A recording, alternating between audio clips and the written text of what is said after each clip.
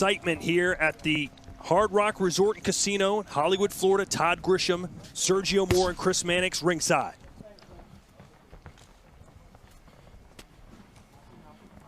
Sergio, you've been in there twice with Jacobs. You've sparred with Rosado.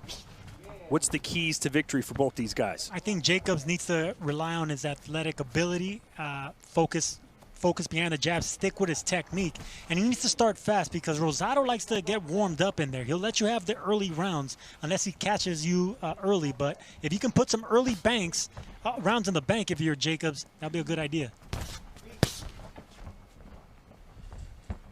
Sharp left hook by Rosado right there.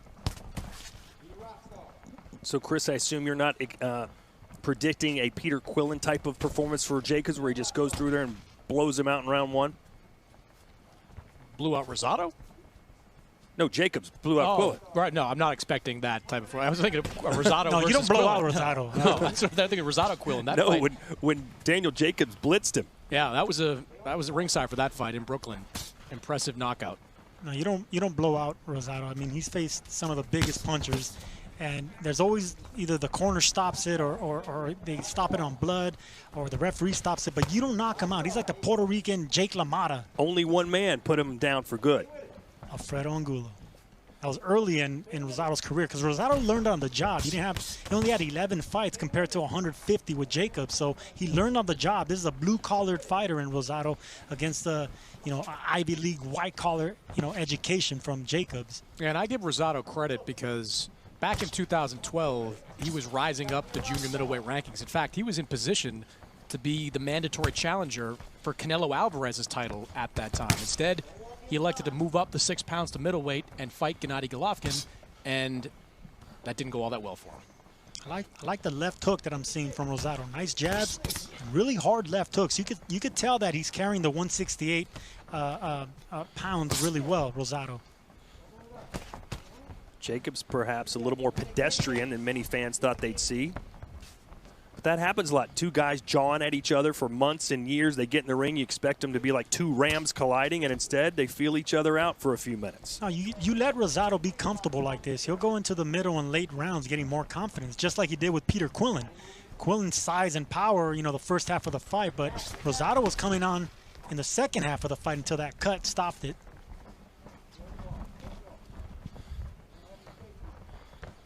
That's Rosado's style. He's a tough guy. We know he's a blood and guts warrior, but he has skill in there.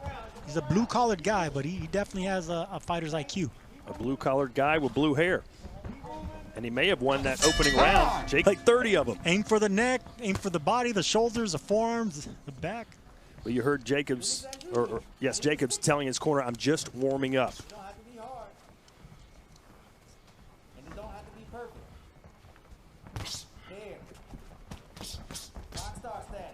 So Jacobs will not get first-round knockout number 15. In fact, the last first-round KO he had was against Peter Quillen back in December of 2015.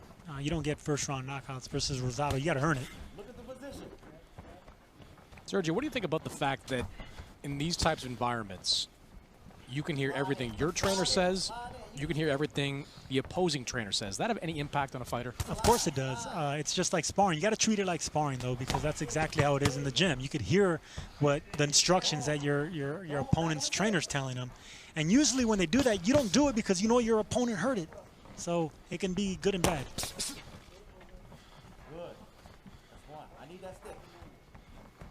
Jacobs always looks in phenomenal condition, but yesterday after the weigh-in, Jacobs was yelling at Rosado saying, you look wide, you look fat.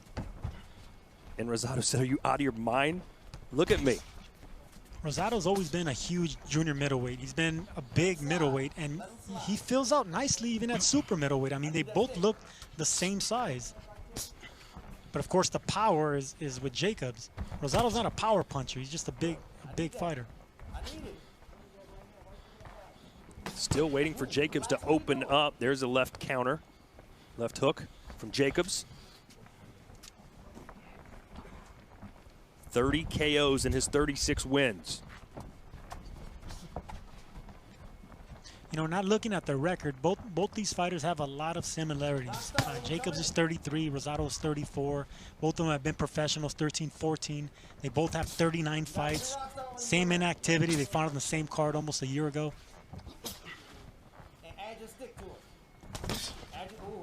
I like that right hand right there by Jacobs.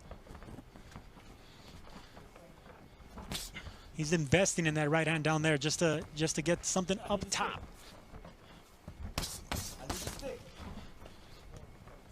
Calling for the jab in the corner of Jacobs.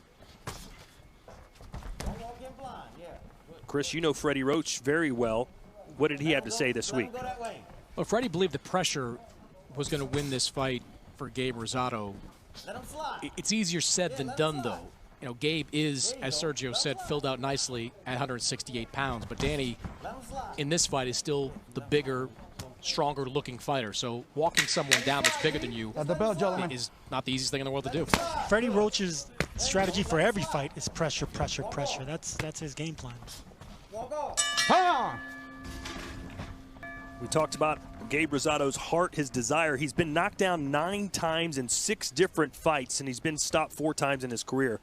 But to keep this man down, you have got to beat the ever-living tar out of him, as my dad used to say. No, he's just, you know, he's a specimen. You know, he just keeps coming, no matter how bloody, no matter how hurt.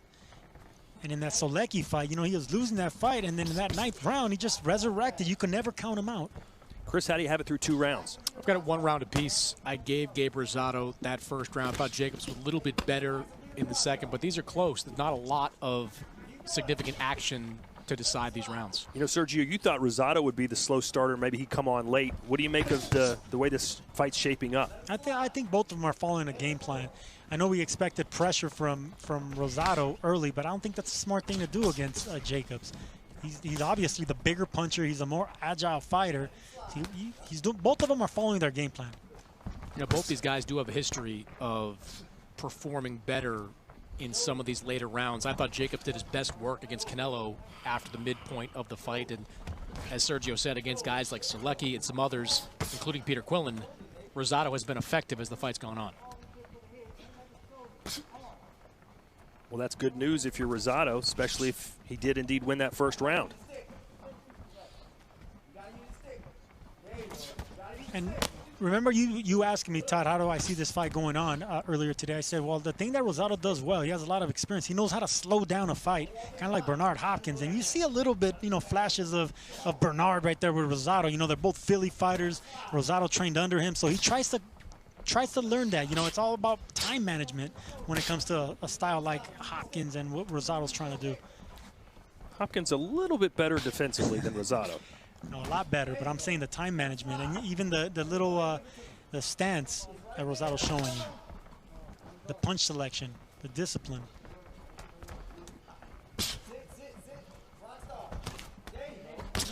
And Nice Jacobs jab there by Rosado. Jacobs looking for something big right now. He's letting Rosado get comfortable. Obviously, they've got some sort of code language. They keep yelling rock star. Little check left hook there, Sergio, that he employed in the second round. Nice and clean on the back of the head, all right? Nice and clean.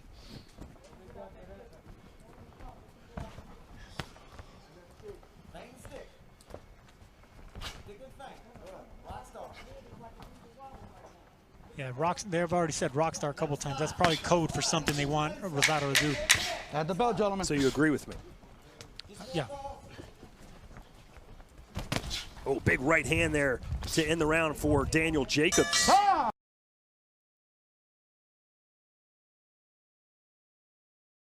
What was the game plan? What weaknesses did you see in Jacobs that you thought you could exploit? Well, I want him to get aggressive. I wanted to take him into the later rounds. Obviously, that didn't happen, especially in that first fight.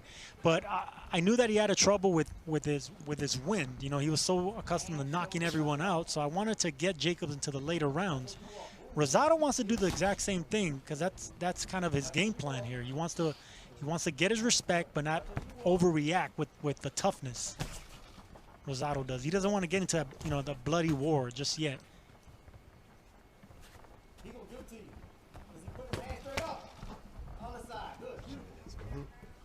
Jacobs' corner telling him between rounds, I'm going to give you water, but you don't need any. I don't know if that's a good thing or a bad thing.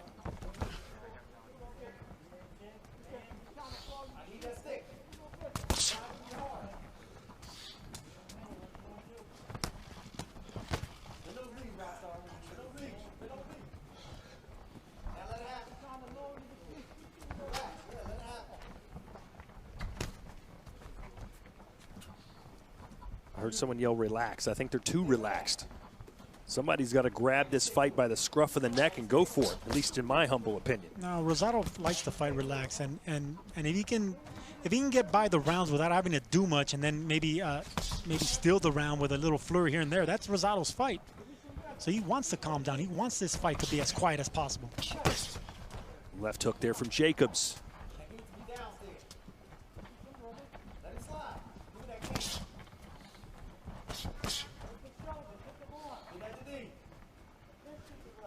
And Chris, you talked earlier about what's next for Daniel Jacobs. Could be some million-dollar fights. And I always say, look, this is the fight where you make the money. The next fight, the money's there whether you win, lose, or draw. He has to win this fight. So basically, he's got millions of dollars perhaps on the line in the outcome of this bout against Rosado. Yeah, because if you look at the 168-pound division, there is a need for high-level opponents on every side of the street. If you're with Matchroom, you look at Billy Joe Saunders, and is that a fight can be made for Daniel Jacobs? Over on the PBC side, you've got Caleb Plant that's looking for a big fight. You've got David Benavidez playing to fight at 168 again. So there are fighters out there looking for high-level opponents, and Daniel Jacobs is among the best of them. And he's got a name. Sometimes that matters more than anything. I like these body shots right there by Jacobs. He's starting to put the pressure on a little bit more, Danny Jacobs is. You want to walk back, Rosado.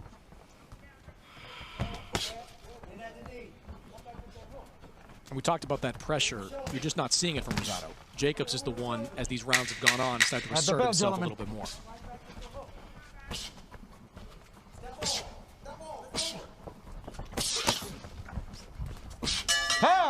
Better candy stick. Very happy holidays. You sure he was talking about a jab? Yeah. He's talking about keep that candy cane. Hey, Chris, there's a lot of people watching right now that heard the build-up, heard all the trash talk, and they're like, what's going on here? I thought these guys were just going to be going crazy. They were going to go ham on each other. So far, this has been like a sparring contest. Well, you know, look, if you follow just the trash talk, you might expect that, but people that know these two fighters, this was always a possibility that the fight would go like this. I mean, Jacobs is not the type that gets in there and just trades away with you recklessly. Rosado might do it, but at this weight class, it doesn't really behoove him to take that type of approach. This was kind of the fight many people expected it to be so far. Punches through round 4. 23 landed punches for Jacobs, 22 for Rosado. And Chris, you can't tell me many people expected those kind of numbers, even boxing insiders, through four full rounds. Oh, you certainly expected a little more activity. Jacobs is a pretty good defensive fighter as far as gobbling up some of those punches. Rosado isn't known for that himself, but yeah, you expect a little more activity from them. Maybe Jacobs will pick it up as this fight goes on. Now, Jacobs needs to pick it up because this is exactly what Rosado wants. He wants the quietest fight possible, especially going to the second half of the fight. So Jacobs needs to put a little bit more pressure, a little bit more speed, impose yourself.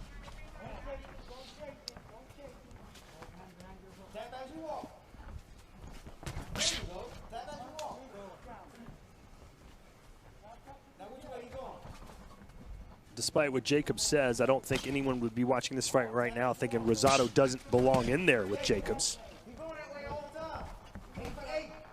Jacobs saying there's levels to this game, and I am at a much higher level than Gabe Rosado.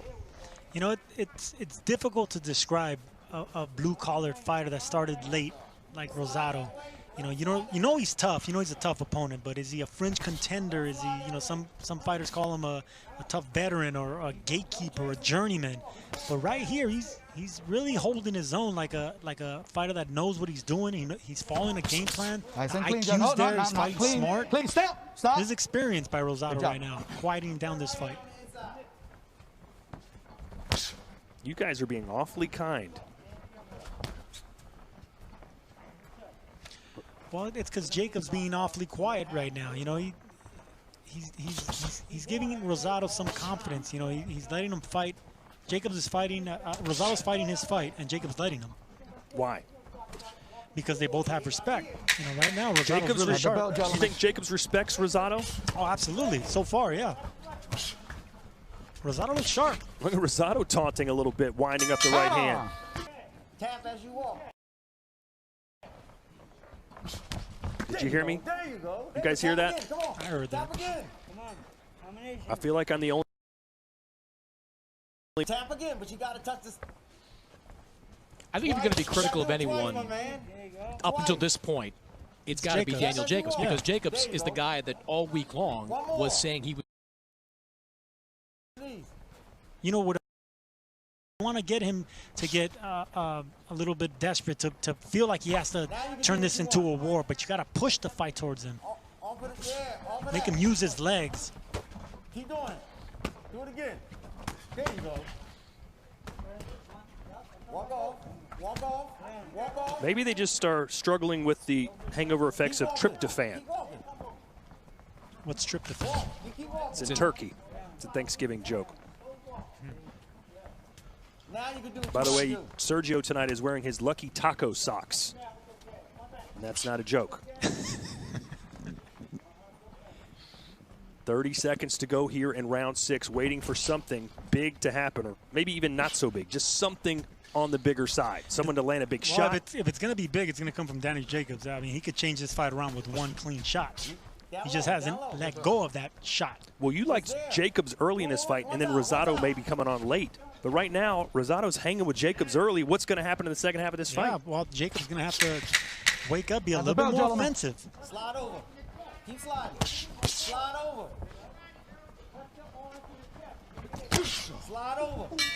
Just hooks him and actually makes the fight offensive, but it's the other way around right now. And the corner of Jacobs is asking him if he bet on himself. Well, I think what he's asking is, did you bet like this would go into the later rounds? Well, that's what people thought Floyd Mayweather did against Conor McGregor. He just kind of carried him. So, hey, I know a lot of people probably bet on Jacobs to finish this fight between rounds 7 and 12. And you're saying, hey, it's time to step up, Jacobs. You don't have to slide. Just jab straight in. Pain and jab in. Well, if that's the case, we're going to find out right in the 7th round because he's, you know, this is a fight that Rosado's in. Well, hey, Lomachenko versus Lopez was pretty boring the first 6 or 7 rounds before they started picking things up. Let's hope that happens here as well. We are live at the Hard Rock Resort Casino in Hollywood, Florida. Todd Grisham, Sergio Mora, Chris Mannix ringside. Chris, how do you have it through 6 full rounds? I've got a 4 rounds to 2 in favor of Daniel Jacobs, but these rounds, Todd, are very close. The inactivity is defining it. Neither one of these guys is landing punches in a high volume. They've both had the occasional solid connect. It's a close fight. Yeah, if you're a judge, you go, wait, he hit him 5 times and he hit him 4 times. I mean, did he it's hard to determine who's winning these rounds when they're both pretty pedestrian in their aggressiveness. The reason I shade it more towards Jacobs is that I think he's a better defensive fighter, and those shots that Gabe is throwing, a lot of them are being eaten by the gloves, whereas Jacobs, his shots are a little bit cleaner. Jacobs has the luxury of power, so this could change with one big shot. We know that Rosado is not the most defensive fighter, but he's fighting really sharp right now. I think the question, though, Sergio, becomes, does style matter in a fight like this? Do you have to not just win, but win spectacularly to put yourself in a position? We kind of had this discussion a couple of weeks ago with Devin Haney, where he won a lopsided decision, but was widely criticized for it because he didn't do to Yuriorkis Gamboa what other fighters have done to him. Style always matters, Mannix, except for your wardrobe, of course. Maybe these guys got the wrong set of rules. They got the Tyson versus Roy Jones rules that you can't cut a guy and you can't knock him down. Rockstar and a candy cane. That's all we need.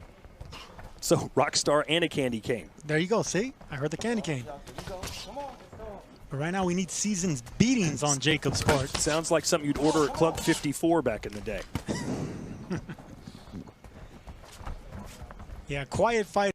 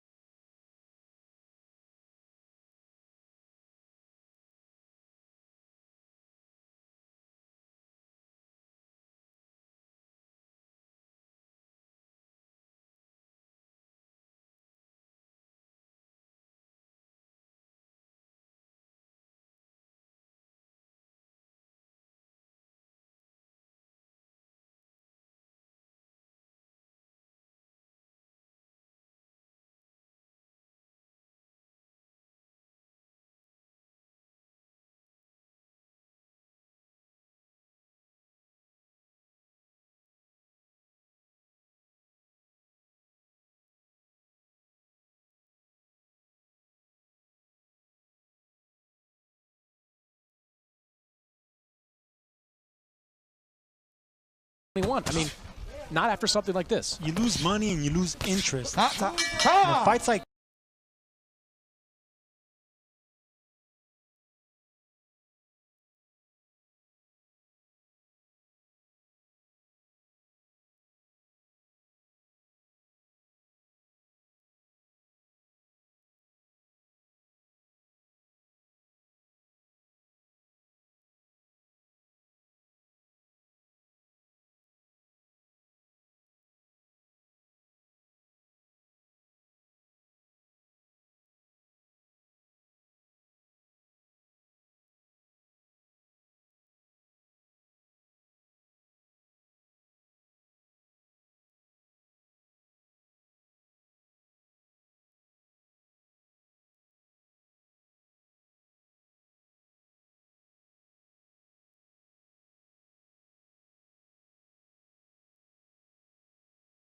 swollen shut. And you mentioned Billy Joe Saunders a few minutes ago, Chris.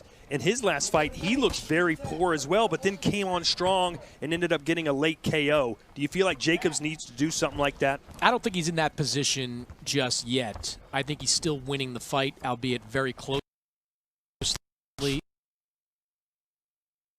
think he should be content. Chris, I'd be interested to see what the punches landed look like. You said that he shouldn't be that nervous yet, but last checked, Rosado had landed just as many, if not more, punches than Jacobs. Well, I think you're always nervous. It's just I don't think you're at that point where you have to think, I've got to get a knockout to win. And Saunders was at that point. I've just been told Jacobs has landed 59 punches, Rosado 60. Let him go. Let's go. Break. Step back. Break. Step back. Good job. We thought that might be the punches landed after, like, what, round 3? Instead, we're in round 10. And I guess less is more for Gabe Rosado. Oh, absolutely.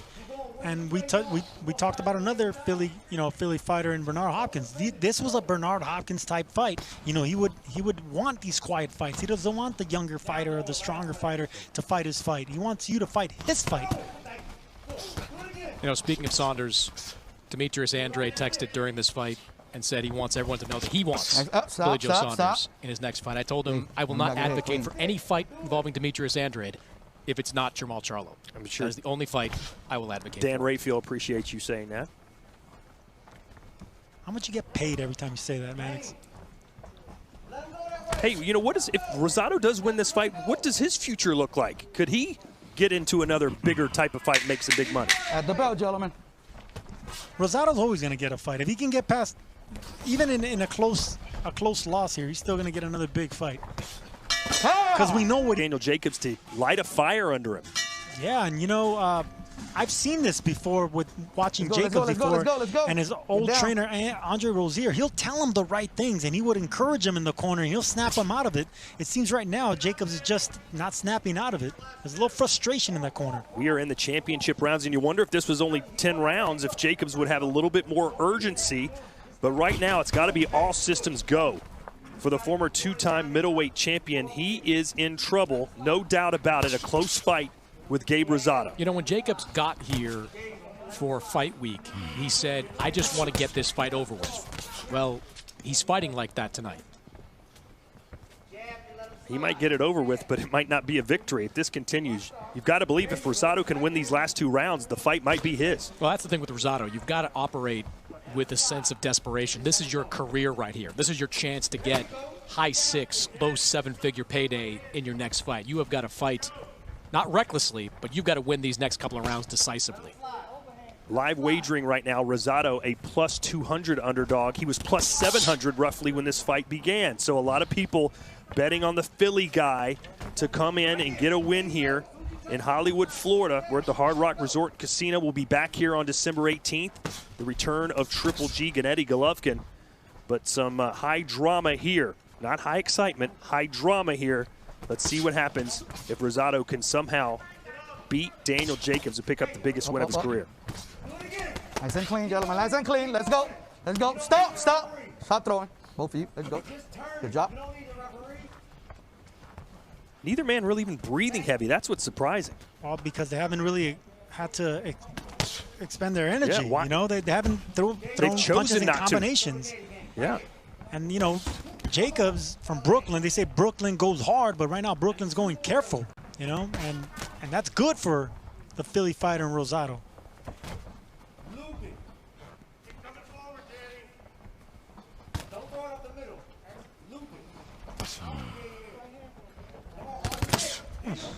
Both of them missed big right hands right there. Nice to see him throwing them at least.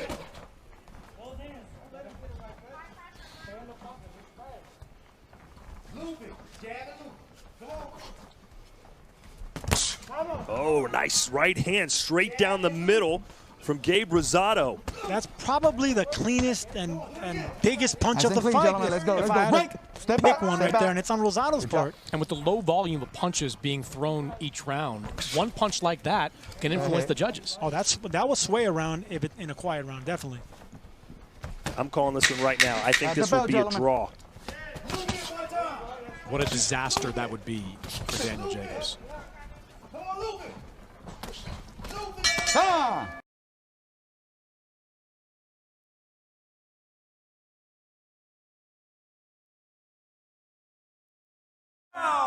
You can hear the animation in the voice of Freddie Roach. He knows this fight is there for the taking. He knows Gabe Rosado can win. And Sergio, you talk about desperation with Daniel Jacobs. If you're Gabe Rosado, you got to be thinking about all those fights you've lost so close, the cuts that may have cost you a fight against Peter Quillen, Luis Arias, when you had a draw against. You have to take that into this last round and fight like it's the last one of your career. It's a great point because, you know, those wars, you learn something. Now, obviously, you go through the fire and you get tougher, but you learn something. And at 34, almost 35 years old, Gabriel Rosado's putting all those wars into one good fight, one good performance, and a smart, strategic performance. It very well could hang in the balance here in this 12th round. It has been a very close contest. How did you have this score going into the 12th, Chris? I've got it 6-5 in favor of Daniel Jacobs, but to say there have been close rounds would be an understatement. Several of these rounds have been razor thin, not a lot of action in many of them, so these judges could be seeing a lot of different things tonight. And again, if you look at the punch stats, Gabe Rosado has been the more active puncher. Jacobs not fighting with much urgency at all.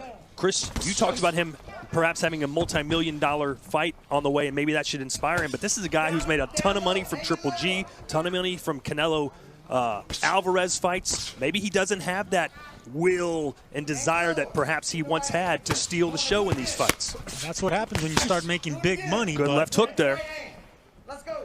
But I don't think that's the case here. I still go back to changing trainers. When you've been with someone so long, and you've had success with so long, like Jacobs did with Andre Rozier, it's that chemistry that's lacking. It has to be. You know, I've never pretended to be a boxer, never stepped in the ring, but if someone told me, if you win this last round, you're probably going to win the fight, and you will most likely get millions of dollars, I think I would be going crazy with 3 minutes to go. Yeah, because you don't know what you're doing. I think Rosado should continue being disciplined. Okay, what should doing Jacobs do? What should Jacobs do right now? Jacobs obviously is not going to change anymore. He already gave you 11 rounds. He had 11 rounds, almost half an hour of fighting to do something big, and now you want him to do it and condense that into 3 minutes? It'll be stupidity for him to do that right now. He had his chance. Watch, I saw it. Stop. You know, go. Watch it hit. A 12-round fight is like a. I know you don't play chess, but it's like the beginning, the opening, the middle game. There's no middle game here for Jacobs. Now you want him to go straight into the end game? It doesn't work that way in boxing. I've seen a lot of 12th round knockouts when a guy looks like he's down and out or not having a good night.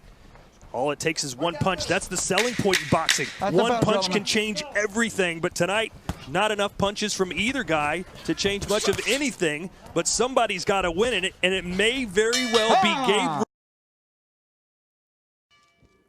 Ladies and gentlemen, after 12 rounds of action here at the Seminole Hard Rock Hotel and Casino, we now go to the judges' scorecards. Here are the totals. Judge Frederick Flutie has the bout 115, 113 Rosado. Judge Fernando Barbosa has the bout 115, 113 Jacobs. And Judge Michael Tate has the bout 115, 113, declaring your winner by split decision, From Philadelphia, from Brooklyn, New York, Daniel Jacobs.